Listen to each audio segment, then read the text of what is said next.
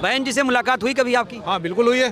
बहन जी ने आशीर्वाद देकर भेजा है कि पार्टी को मजबूत करो। ये भरोसा देंगे कि आप कभी पार्टी नहीं बनाएंगे? गंभीरता से चर्चा करते हुए तो संगठन ने ये निर्णय लिया है कि हम लोग बहुजन समाज पार्टी को सपोर्ट किया था। एक सवाल और आता है कि बहन जी चंद्रशेखर को अब साथ आ जाना चाहिए, जैसे मंजीत भाई आ गए। हेलो दोस्तों, एक बार फिर से आप सभी का मैं बहुत बहुत स्वागत करता हूं। इस समय हमारे साथ है मंजीत नौटियाल जी, जो युवा चेहरा हैं और देश में काफी प्रख्यात हो चुके हैं अपने बयानबाजी के लिए। हर मुद्दे पर बेबाकी से राय रखते हैं। आइए इनसे बातचीत करते हैं। मंजीत जी, बहुत बहुत स्वागत है आपका। 2024 का चुनाव है और सुना जा रहा है, कहा जा रहा है कि आपने बहन जी को समर्थन दे दिया, क्यों? जी देखिए, बहन जी का जो शासन है वो इतना अच्छा शासन है, उसमें सभी वर्गों को सम्मान मिलता है, सुशासन होता है, बिजली, सड़क, पानी ये सभी दुरुस्त होती हैं, तो सब लोगों को न्याय मिलता है। तो इसलिए हम लोग ये चाहते हैं कि बहुजनों की सरकार इस देश के अंदर बनाई जाए। और जो साहब काशीराम जी ने जो कहा था कि हम लोग सबको सम्मान देंगे, सबको रोटी देंगे, सबको रोजी देंगे, तो इन चीज़ों पर सब पर गंभीरता से चर्चा करते हुए तो संगठन ने ये निर्णय लिया है कि हम लोग बहुजन समाज पार्टी को सपोर्ट करेंगे। क्या आने वाले दिनों में मंजीत जी भी चुनाव लड़ सकते हैं? ये संगठन तय करेगा।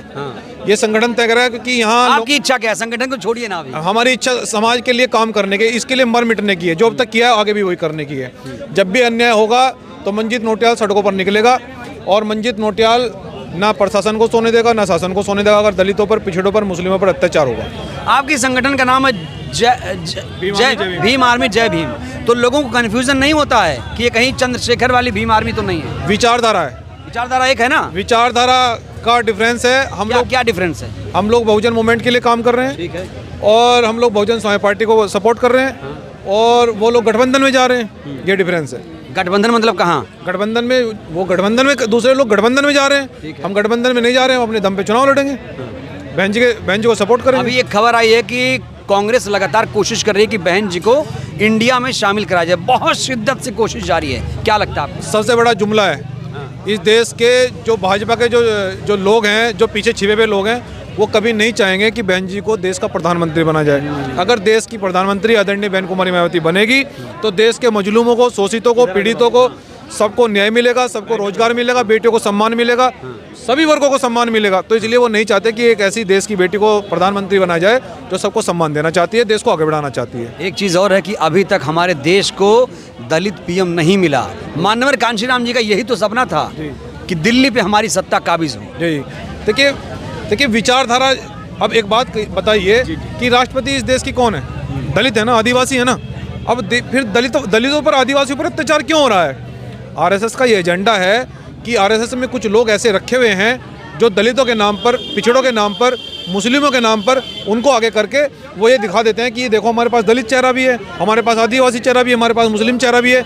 लेकिन उसके पीछे क्या खेल चल रहा है, वो समाज को, देश को बर्बाद करने का चल रहा है। ये एक बड़ी बात है। इसलिए साहब काशीराम जी कहते थे कि मैं जो भी बात कहना चाहता हूँ वो खुले मैदान में कहना चाहता हूँ, कि जो बहुजन मूवमेंट पर काम करे, जो देश के लिए काम करे, जो सबको सम्मान, सबको बराबर लेकर चले, ऐसे नेताओं की देश के अंदर जरूरत है।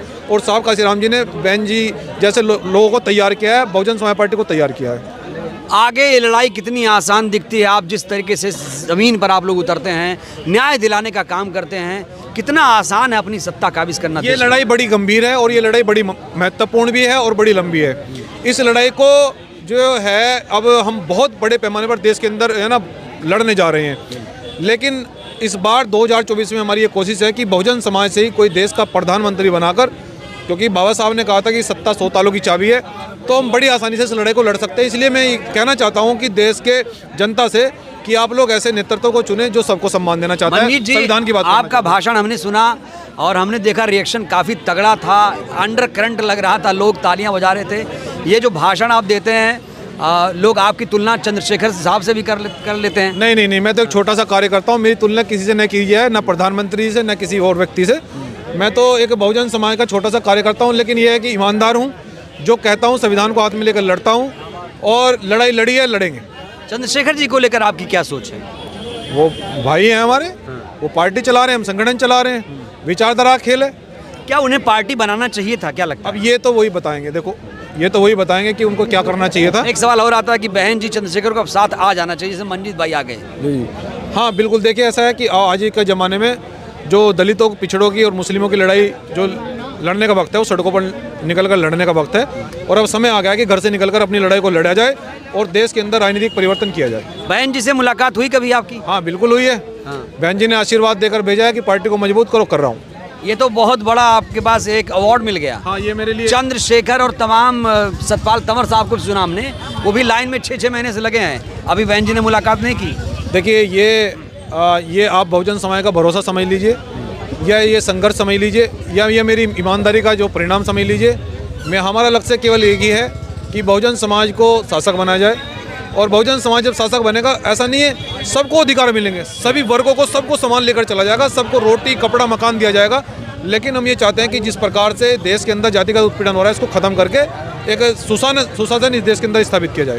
कहा जाता है अगर बहन जी पीएम बन गई तो उन्हें हटाना 50 साल तक मुश्किल हो जाएगा। बहन जी अगर 5 साल के पीएम बन गई तो देश दोबारा से सोने की चिड़िया बनेगा, और देश में बिजली, पानी, सड़क, ये अच्छी व्यवस्था होगी, सबको रोजी मिलेगी, सबको रोजगार मिलेगा। क्योंकि इस बहुजन संतों महापुरुषों ने कहा कि ऐसा चाहूँ राज्य में जहाँ मिले सबन को अन्न, और छोटे बड़े सब समान बसे, गुरु रविदास रहे परसन, उसी रास्ते पर हम काम कर रहे हैं।